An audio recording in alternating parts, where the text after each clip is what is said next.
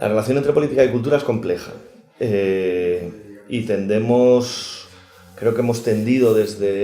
han tendido desde los espacios fundamentalmente de izquierda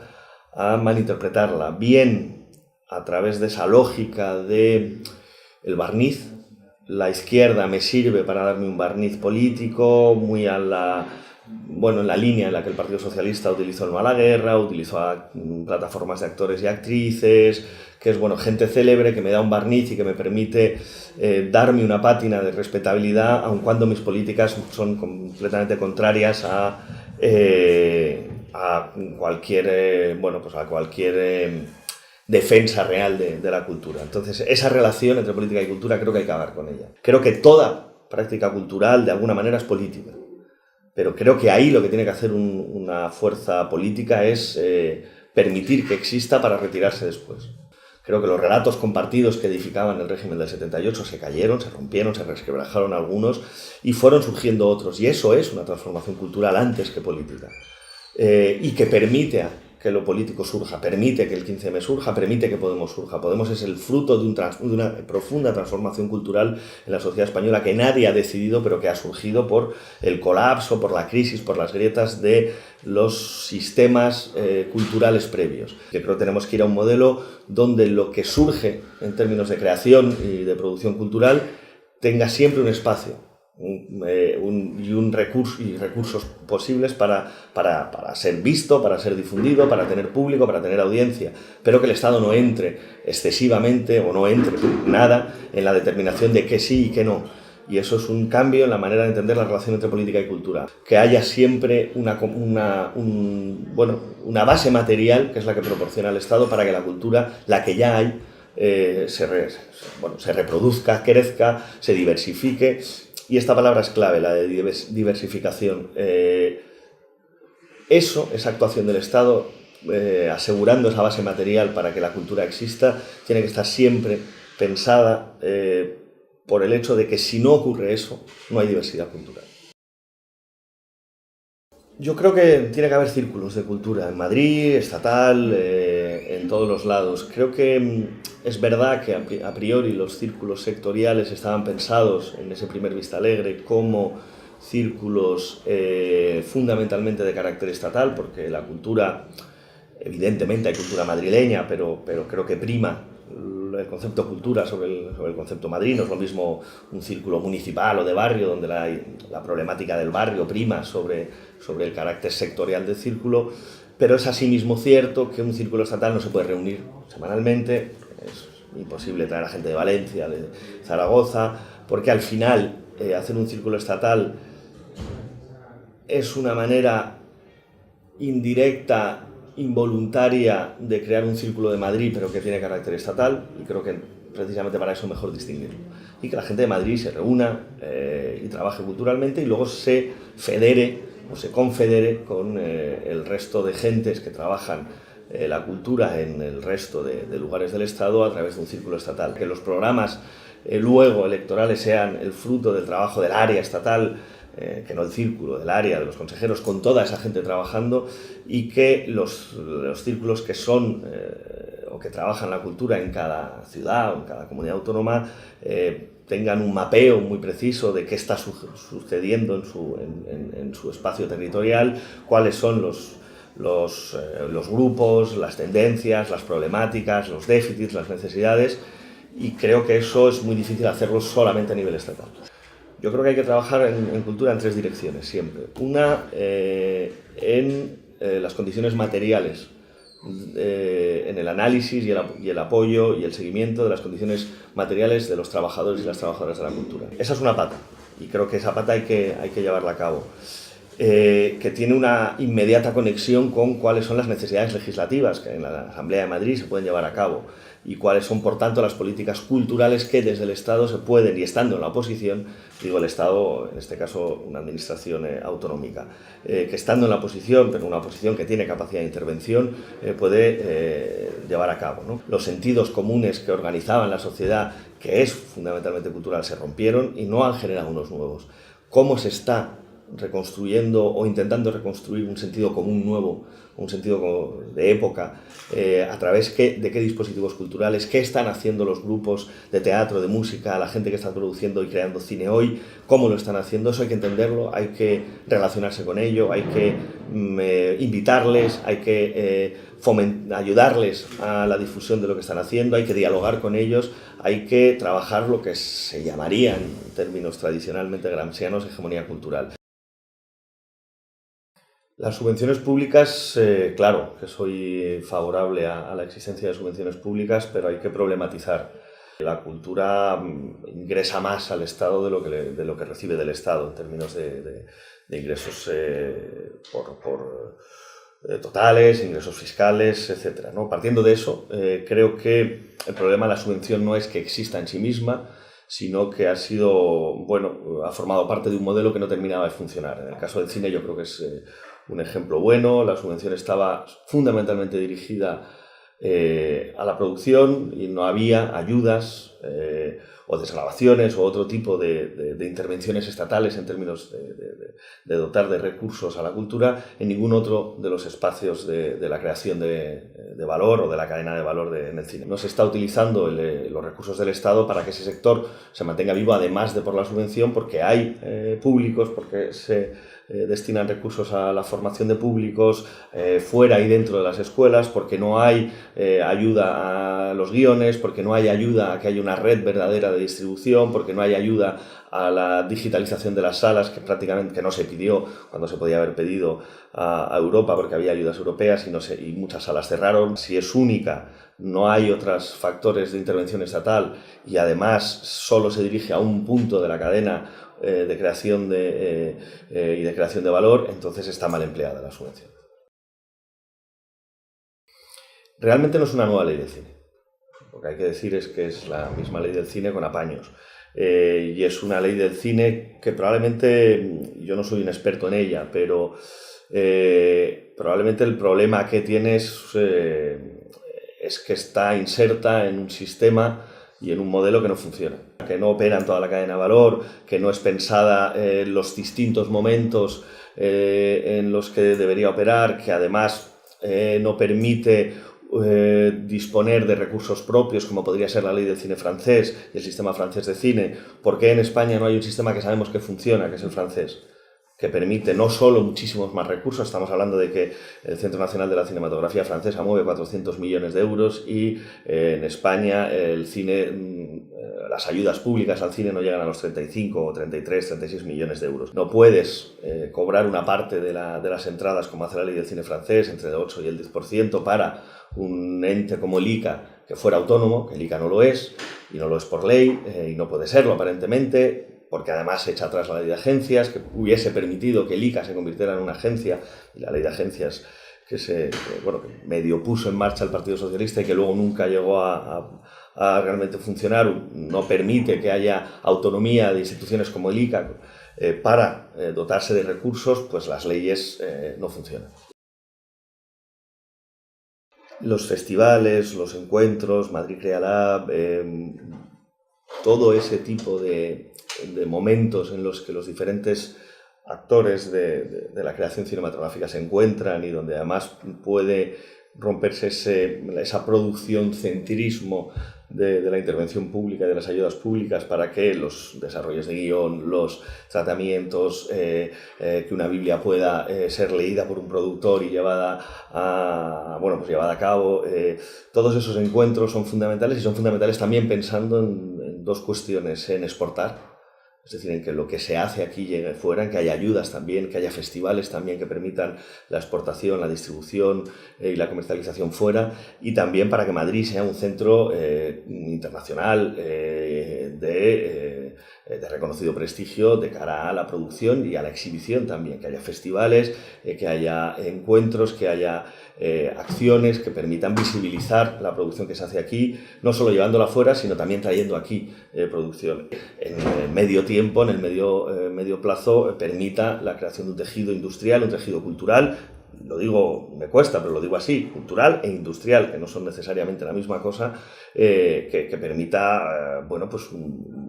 De entrada, que toda la gente que se dedica a esto pueda vivir de ello, no es poco. Y en segundo lugar, que haya un fomento de la creatividad que permita que los madrileños y los españoles y las españolas y las madrileñas dispongan de espacios de reconocimiento donde nuestra historia, nuestros cambios sociales, culturales, nuestros sentires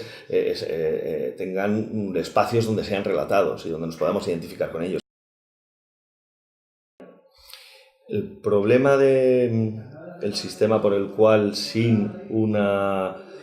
televisión que coproduzca tu película y que por tanto permita convencer a un distribuidor que la va a distribuir y sin esa distribución haya por tanto la posibilidad de que alguien te la produzca, eso está haciendo que, bueno, que algunas productoras y algunas películas funcionen y que haya mucha gente que se quede fuera. Y es un sistema que está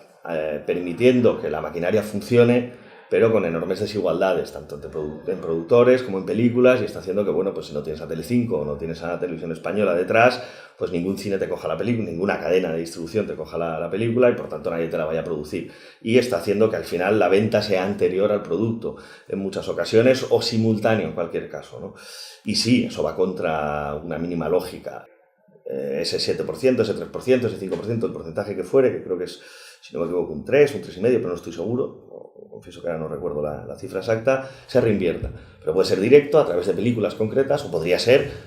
un fondo económico que va al ICA y que el ICA lo distribuye en función de los proyectos que hay y atendiendo al proyecto. Claro, son maneras muy distintas de que la ley o el concepto de la ley llegue a aplicarse. ¿Qué es lo que está pasando ahora? Pues que claro, si tú no tienes una televisión que hace una publicidad encubierta de la película brutal, ninguna película funciona, en cualquier caso a través de una competencia que no se puede, con la que no se puede luchar. Si tú tienes una pequeña producción y has hecho una película y no tienes una televisión detrás, no puedes estar 10 minutos diarios en las teles, porque son publicidades impagables, sería 20 veces el presupuesto de un largometraje. Se lee muy poco en España.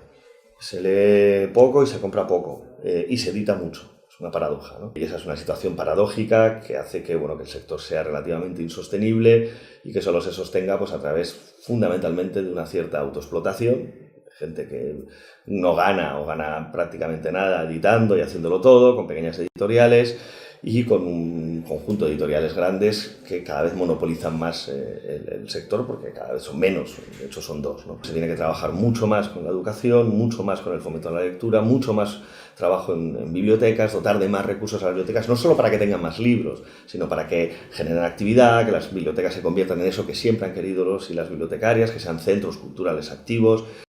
La lectura tiene que ser un objeto prioritario de acción gubernamental, de acción pública.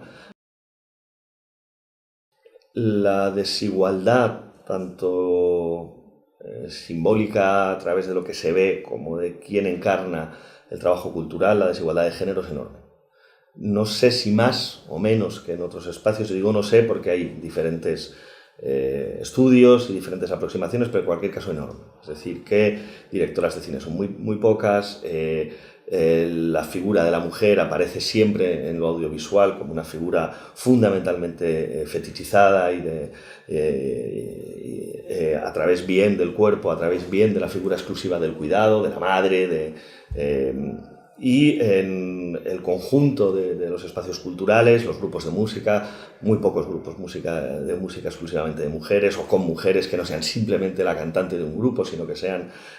instrumentistas al mismo nivel que los varones, directoras de teatro. La desigualdad es enorme. Ha habido un cambio, es cierto, del 7% al 14% a través de un estudio reciente que leí de la presencia en los espacios de dirección de las mujeres, porque la ley del cine, a través de lo que subvencionaba y a través de determinadas prácticas, fomentaba muy tibiamente, de manera muy tímida, la discriminación positiva, y es un camino que es el que hay que seguir. Hay toda una política de feminización del trabajo cultural, no solo de la creación, sino también del trabajo, de los trabajadores de la cultura, que a veces solo parece que hablamos de creadores sin que hubiera un conjunto enorme de trabajadoras detrás, que se puede hacer. Y que incluso la ley de cine, como te decía, de manera muy tibia incluía, ha generado la tibieza de la ley ha generado ya efectos positivos, con lo cual una política decidida de condiciones iguales, pero para conseguirlas a través de una discriminación positiva, que me parece esencial. Que haya pocos jóvenes, y por qué haya pocos jóvenes en Podemos en general, en los círculos de Podemos en general, y qué podemos hacer desde Cultura, que es una pregunta y un debate esencial. Creo que hay muchos vectores que deberíamos pensar. Uno de ellos creo que es claro y evidente y tiene que ver con la propia dinámica organizativa que generó Vista Alegre, que fue una dinámica organizativa muy pensada y creo que bien pensada para un ciclo electoral donde la sucesión constante de comicios ponía muy difícil una estructura organizativa más participada y más pluralizada, y que ya no hay excusas para que eso siga siendo así, y eso ha hecho que se vaciaran no poco los círculos. Creo que la propia dinámica de hipermilitantización de los círculos hace que la gente joven se vaya, porque tiene muchas cosas que hacer, a muchas cosas que estar, y cuando digo hipermilitantización no me refiero a que sean reuniones constantes, sino a que haya discusiones eternas para tomar decisiones, cosa que hace que pues haya gente que quiera trabajar, quiera hacer cosas.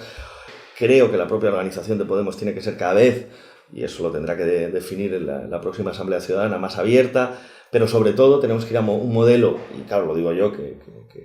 trabajo en él desde hace ya un año, que es el modelo de los espacios de encuentro como las moradas. Moradas donde haya programación cultural, donde haya bar, donde haya un futbolín, donde haya conferencias, donde haya conciertos, y que permita que pensemos la militancia de una forma que no solo sea estar en un círculo discutiendo sobre qué hay que votar, sino que la militancia sea, oye, he encontrado este grupo de música, me han gustado mucho, les he pedido el teléfono, ¿por qué no les traemos a la morada no solo de Arganzuela, sino a la del barrio de Alá, porque ya haya una, y que la práctica cultural, no solo la reflexión cultural, sino la práctica cultural, sea una manera de generar tejido asociativo, tejido comunitario, y esa es la única forma que tenemos de que haya más jóvenes en la organización activos. Sobre las majors y sobre la competencia, o no competencia, vaya, con la producción norteamericana, es un tema complejo. Yo creo que hay cosas que se pueden hacer, que tampoco hace falta inventar la rueda para hacerlas, que es generar cuotas de pantalla, como hacen nuestros vecinos en Francia o en otros países.